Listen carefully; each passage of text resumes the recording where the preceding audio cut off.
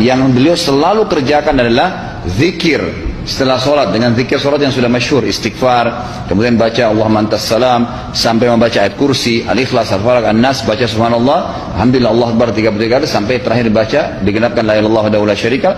Selesai itu semua hadis Nabi SAW menjelaskan setelah sholat, Rasulullah SAW langsung berdiri. Memang beliau tidak pernah berdoa habis sholat waktu itu. Memang begitu. Bukan doanya yang jadi masalah, bukan. Karena Rasulullah tidak kerjakan, jadi kita tidak kerjakan. Saya tekankan dalam pengajian saya, kalau anda punya hajat berdoa, berdoalah setelah sholat ba'diyah. Insya Allah aman. Karena sudah lepas dari paket yang Nabi tentukan. Selama Rasulullah SAW sudah mencontohkan dan memerintahkan sebuah perbuatan, ditentukan tempatnya, jumlahnya, waktunya, jangan pernah dilanggar. Habis sholat bacalah subhanallah 33, alhamdulillah 33, Allah akbar 33. Jangan anda bilang saya bisa baca 100. Loh, Rasulullah suruh 33 kok. Ditentukan, jangan lebih pintar. Nanti setelah sholat, jangan ikutkan dengan paket rangkaian sholat ini. Di luar waktu sholat anda membaca 100, silahkan. Karena nggak ada penekanan di situ. Kalau ada penekanan waktu, tempat, dan jumlah, jangan dibantah. Anda pengikut Rasulullah atau bukan, gitu kan? Harus jadi jelas. Yang membuat umat ini di Indonesia juga jadi masalah sekarang, karena mau buat sendiri, semaunya sendiri. Kenapa akhi, kenapa Pak Kiai, kenapa Habib, kenapa Ustadz, kenapa buat ini? Bukankah Rasulullah tidak mencontohkan? Oh nggak apa-apa, ini kan baik. Loh, kalau semua orang berkata seperti anda, apa yang tertinggal dari agama kita? Kira-kira apa lagi yang tertinggal? Nggak ada kemurnian agama, karena semua orang mau buat semaunya, gitu kan? Semaunya sendiri. Pindah rumah, baca berzanji. Apa itu berarti sejarah Nabi? Kenapa baca berzanji, saudaraku? Rasulullah waktu pindah rumah pernah baca-baca gitu nggak? Nggak pernah. Kenapa dibuat? Anda muslim bukan? Muslim. Ya saya harus ikuti. Kalau tidak akan terus ini mengakar nih. Anda buat satu bid'ah sekarang. Bid'ah itu lawannya sunnah. Anak anda akan buat 10 bid'ah. Cucunya akan buat 100 bid'ah. Akan banyak bid'ah merakar di masyarakat. Dan agama akan ditinggalkan. Kemurnian sunnah akan hilang, gitu kan? Dan ini bahaya. Ingat, Nabi SAW mengatakan kepada kita dengan hadis yang sangat jelas. Hadis sahih riwayat Imam Ahmad bunyinya begini: semoga Allah merahmati umatku yang menukil dariku seperti apa yang aku ajarkan atau sebutkan. Sampai ulama hadis mengatakan Nabi ucapin habis sholat astagfirullah, maka sahabat tidak ada berani menambah azim. Nggak ada sahabat yang bilang astagfirullah azim habis sholat, nggak ada. Astagfirullah saja, karena Nabi ucapin itu. Mereka mengakui tidak lebih pintar daripada Nabi SAW. Kenapa kita harus tambah Astagfirullahaladzim, wali walidayya, wali muslimin, panjang? Dari mana ini semua? Ditambah-tambah, diembel-embelin, kenapa? Akhirnya keluar dari ajaran Nabi Muhammad SAW. Ini masalah, gitu kan? Kenapa harus? Apa betul Nabi Muhammad jarang berdoa selesai sholat wajib? Jangan memahami hadis fi'li. Mana perbuatan Nabi? Mana perbuatan Nabi? Ucapan Nabi? Ma'udhifa ila Nabi SAW min qawlin, ucapan, au fi'lin, perbuatan, au takririn. Tiga-tiga ini sunnah. Ketika Nabi ditanya, apa doa yang paling makbul ya Rasulullah? Apa kata Nabi? Jawfil lail, doa tengah malam selesai tahajud. Yang kedua, ba'dal maktubah, selesai salat fardu. Kenapa dibeda-bedakan? Qauli, fi'li, takriri. Tak pernah ulama memisahkan antara itu. Qauli, nanti orang salat Allahu Akbar kabira, walhamdulillah katsira. Pernah dibuat Nabi? Mana pernah Nabi baca Allahu Akbar kabira? Itu takriri, sahabat yang buat. Allahu Akbar kabira, walhamdulillah katsira, subhanallah bukratan wa asila. Selesai salat Nabi tanya, siapa yang baca Allahu Akbar kabira tadi? Anak, kata sahabat. Futihal abwabus sama, terbuka pintu langit. Kulihat malaikat membuka pintu langit karena doa yang kau baca. Apa kata Abdullah bin Umar? Aku tak pernah meninggalkan Allahu Akbar kabira sejak aku mendengar doa itu. Takriri. Jadi jangan sikit-sikit. Pernah tak dibuat Nabi? Pernah tak dibuat Nabi? Pernah tak dibuat Nabi? Macam mesin teller. Tadi selesai sholat, apakah berdoa atau berzikir? Ada sebuah hadis yang sahih yang mengatakan di antara waktu mustajab itu adalah fi duburi al-fara'id atau fi duburi as-salawat al-maktubah. Di duburnya, penghujungnya salat wajib itu ada doa mustajab. menentukan kalimat dubur ini jamaah, terjadi perbedaan pendapat. Apakah di penghujung sholat sebelum salam atau selesai salam? Yang berpendapat bahwasanya itu sebelum salam. Jadi selesai baca salawat buat Nabi alaihi salatu wassalam mengatakan innaka hamidum majid, itu doa sebelum salam. Karena itu yang sering dilakukan Nabi Muhammad SAW sebelum salam selalu berdoa. Pendapat kedua mengatakan ya selesai sholat memang. Jadi selesai kita berzikir, selesai kita astagfirullah 3 kali, Allahumma antas salam, terus baca subhanallah, alhamdulillah, Allahu akbar, kemudian baca ayat kursi, kemudian baca qul huwallahu ahad, qul a'udzu bil falaq, qul a'udzu bin nas, kemudian kita mau berdoa, silahkan. Jadi namun Nabi SAW tidak memimpin doa berjamaah selesai sholat.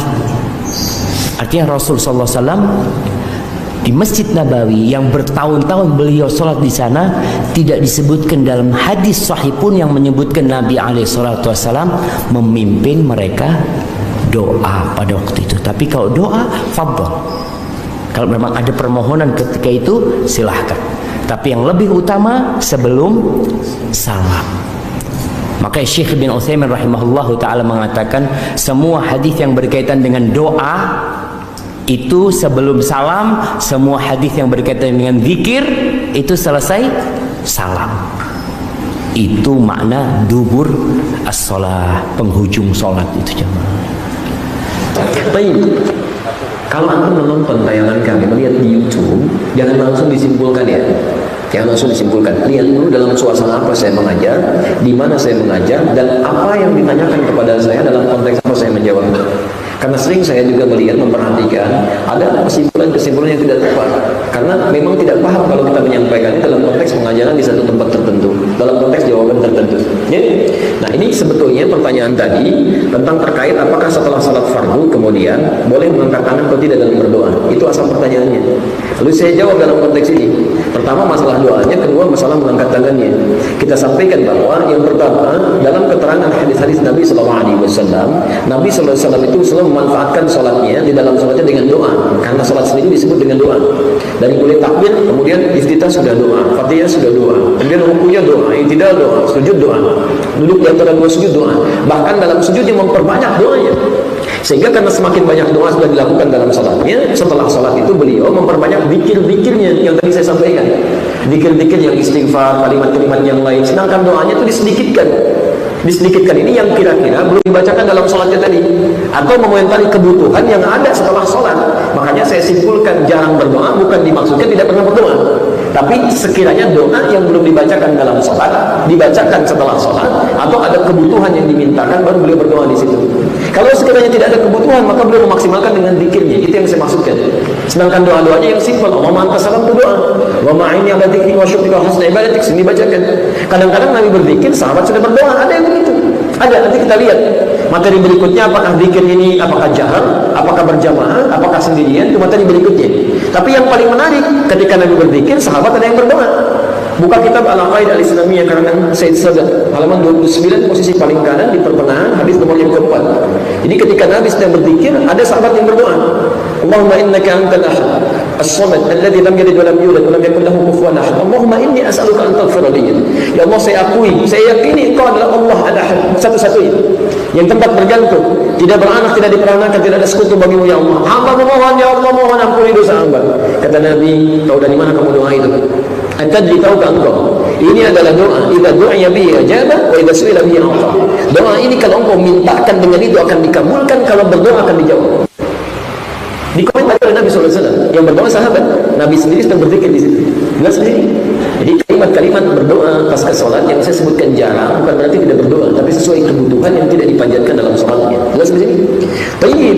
Nah sekarang dari situlah kemudian disimpulkan yang mengatakan kami mengambil hadis dari At-Tirmidzi, Nabi tidak pernah mengangkat tangan setelah selesai sholat fardu, karena memang yang dibacakan Nabi setelah selesai sholat itu zikir, zikir kalimat thayyibah bukan doa. Antum saat istighfar mengangkat tangan enggak? Astagfirullah, astagfirullah, astagfirullah. Tidak kan? Ya saat doa itu yang diangkat. Doa mengangkat tangan, sering Nabi mengangkat. Sampai-sampai turun ayat Quran mengatakan Nabi sering mengadah ke langit mengangkat tangannya bermohon. Quran surah kedua Al-Baqarah ayat 144, posisi paling kiri sebelah bawah. Ketika Nabi meminta kiblat dipindahkan ke arah Al-Masjidil Haram. Qad nara taqalluba wajhika fis sama. Kami sering melihat engkau menengadahkan wajahmu ke langit memohon, mengangkat tangan memohon kepada Allah, ya Allah, ya Allah. Alihkan kiblat diri. Tayyib. Jadi yang dimaksudkan kenapa jarang mengangkat tangan, ya tidak mengangkat tangan setelah selesai salat fardu itu bukan berarti nggak berdoa, bukan, karena Nabi langsung berzikir dengan kalimat istighfar yang tadi yang kita uraikan itu. Sedangkan kalimat itu tidak menuntut mengangkat tangan. Jadi hukum mengangkat tangan pasca berdoa itu boleh-boleh saja. Kalau antum misalnya ingin berdoa mengangkat tangan boleh, bahkan hadisnya banyak di situ yang menerangkan bahwa orang-orang yang mengangkat tangan saat berdoa, masya Allah, itu lebih Allah Subhanahu Wa Taala. Bahkan bahasa hadisnya Allah sangat malu kalau membiarkan orang menengadahkan tangannya tanpa mendapatkan apa-apa dalam keadaan hampa maksudnya. Jelas di sini. Jadi kalau membaca hadis jangan kalimatnya begini langsung disimpulkan, tidak. Ada ilmunya di situ. Harus dilihat. Tidak semua hadis yang antum baca terjemahannya begini maknanya begitu, belum tentu. Belum tentu. Saya sering sampaikan, salat sunnah paling baik di mana dilakukan? Di rumah, jangan sampai sini bacanya. Afdhalun nawafil fi baiti, ya, malam takunil faraid. Salat nafilah terbaik di rumahnya sepanjang bukan salat fardu. Belum selesai kalimat salat seterusnya wa baiti huna, dan rumahku di sini. Kata Ibnu Hajar Al-Asqalani kalimat wa baiti huna fa hadha yadullu ala anna idza kana baitu qariban min al-masjid. Ini menunjukkan hukum bahwa jika rumahnya dekat dengan masjid, karena rumah Nabi di masjid. Begitu adzan Nabi salat sunnah di dalam di rumahnya. Begitu iqamat beliau keluar, rumahnya dekat dengan masjid. Tapi kalau rumah antum misalnya jauh dari masjid, tunaikan di masjid. Anda misalnya rumah dekat dengan masjid samping, ingin subuhan di sini, tunaikan sunnahnya di rumah supaya tempat sujudnya lebih banyak menjadi saksi di akhirat. Tapi saya, masya Allah, rumah di Bekasi, mau ngajar subuh misal di Istiqomah di Bandung, salat sunnahnya di sana, nyampe sini kapan? Bukan cuma salat subuhnya, kajian bisa kelewatkan. Nah itu cara baca hadis yang tadi. Makan yang sunnah dengan apa? Tangan atau sendok? Tangan berapa jari? 3 jari. Berarti kalau 5 jari nggak sunnah. Coba baca dulu hadisnya. Mungkin antum baca dengan terjemahan, tidak dibaca dengan ilmunya. Ada balaghah di situ, ada kinayah, ada majaz. Nabi menyampaikan makanlah kalian dengan sunnah seperti ini. 3 jari yang dipegang kurma begini. Kurma dipegang dengan 3 jarinya, mencontohkan makanlah seperti ini. Sedangkan zaman Nabi sudah ada roti yang roti disobek, yang lainnya syurbah macam-macam. Tayyib. Disepakati oleh ulama, dilihat di situ yang dimaksudkan, disepakati itu dilihat hadisnya maksudnya, dianalisis. Ketika dikatakan megang seperti ini bukan mengisyaratkan setiap makan harus dengan 3 jari, bukan. Maksudnya makan sesuai kadar makanan. Kalau antum makan kurma dengan 5 jari, apa maksudnya? Artinya itu bahasa di Pangerok. Mungkin tetap 5 jari. Ini maksudnya makan sunnah itu sesuai dengan kadar makanannya. Kalau nasi 5 jari, antum makan nasi pakai 3 jari, kapan habisnya? 3 jari. Kok lambat banget? Ini sunnah Nabi. Lihat konteksnya. Orang sudah nyiapkan sayur, dimasak-masak, berapa jam cari bumbunya, udah jadi, didiemin aja. Kenapa nggak diminum? Masih panas ya? Bukan. Kenapa? Sunnah Nabinya pakai tangan, nggak bisa ngambil tuh. Airnya nggak bisa, diulupnya nggak bisa kan? Mau ngambil mangkuk pakai 3 jari begini susah. Ya, gunakan sendok dengan baik, makan dengan baik, itu poinnya. Jadi makan sesuai kadar makanannya, itu poinnya.